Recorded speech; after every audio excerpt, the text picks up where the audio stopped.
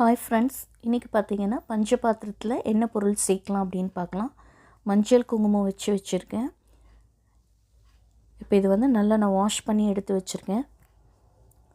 பஞ்சபாத்திரத்தில் இருக்க தண்ணி வந்து நல்ல சுத்தமான தண்ணியாகவும் நம்ம வந்து என்னென்ன பொருள் சேர்த்தா நல்லது அப்படின்றத பார்க்கலாம். இப்போ நான் வந்து இது ப்ளெயின் வாட்டர் தான். இந்த ப்ளெயின் வாட்டர் வந்து ஒரு முக்கால் அளவுக்கு நான் இந்த பஞ்சபாத்திரத்தில் ஊற்றிக்கிறேன். பேலன்ஸ்க்கு வந்து பன்னீர் விட்டுருக்கேன். இதில் வந்து கொஞ்சமாக வந்து கஸ்தூரி மஞ்சள் ஆட் பண்ணிக்கிறேன். லைட்டாக விட்டுட்டு இந்த மாதிரி நல்லா மிக்ஸ் பண்ணி விட்டுடுங்க. எப்போவுமே வந்து மஞ்சள் வந்து குரு பகவானுக்கு வந்து உகந்தது. இது வந்து பச்சை கற்பூரமும் ஏலக்காய் ரெண்டும் பொடி பண்ணி வச்சது. சுக்கிரனும் புதன் ஆக்டிவேட் பண்ணுறதுக்காக இந்த மாதிரி வச்சுருக்கேன். நான் பொடி பண்ணது காட்டுறேன் பாருங்கள். இதை வந்து இதில் மிக்ஸ் பண்ணிக்கிறோம்.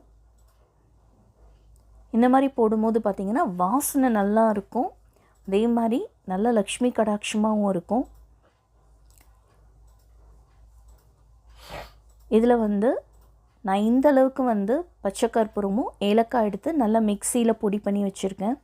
நீங்கள் மிக்சியில் பொடி பண்ணுறதுக்கு முன்னாடி ஏலக்காயில் வந்து உள்ளே இருக்கிறது வந்து ஏல அரிசின்னு சொல்லுவாங்க.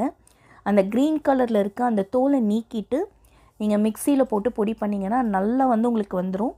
இது நீங்கள் சின்ன ஜாரில் போட்டு நீங்கள் கிரைண்ட் பண்ணிங்கன்னா உங்களுக்கு இந்த மாதிரி ஒரு நல்ல வந்து பவுடர் கிடைக்கும். இந்த மாதிரி பொருள் வந்து பஞ்சபாத்திரத்தில் போடும்போது பார்த்திங்கன்னா நல்லா வந்து சுபிக்ஷமாக இருக்கும். அது வாசனை வந்து நல்லாயிருக்கும். ஆனால் இந்த தண்ணி வந்து நம்ம வந்து டெய்லி மாற்றிடணும். இதே தண்ணியை வந்து டெய்லி வைக்கக்கூடாது. இப்போ இன்றைக்கி நான் இந்த இது போட்டிருக்கேன்னா நாளைக்கு வந்து வேறு தண்ணி மாற்றி ஃப்ரெஷ்ஷாக வைக்கணும். ஏன்னா சில பேர் வீட்டில் பார்த்திங்கன்னா அந்த தண்ணிக்கு மேலே ஏடு மாதிரி படிஞ்சிருக்கும். இல்லைனா அந்த தண்ணி வந்து அப்படியே சுண்டி வந்து முக்காலவுக்கு இருக்கும். அந்த மாதிரி வைக்கக்கூடாது. பஞ்சபாத்திரத்தில் எப்போவுமே தண்ணி வந்து நிரம்ப வைக்கணும். அதே மாதிரி வாசனையான பொருள் போட்டு நம்ம வந்து ஆட் பண்ணும் போது நல்ல சுபிக்ஷமாகவும் லக்ஷ்மி கடாட்சம் இருக்கும். இந்த மாதிரி ட்ரை பண்ணி பாருங்கள். கண்டிப்பாக வந்து உங்களுக்கு அந்த சேஞ்சஸ் தெரியும். பிடிச்சதுன்னா லைக் பண்ணி ஷேர் பண்ணி மறக்காமல் சப்ஸ்கிரைப் பண்ணுங்கள்.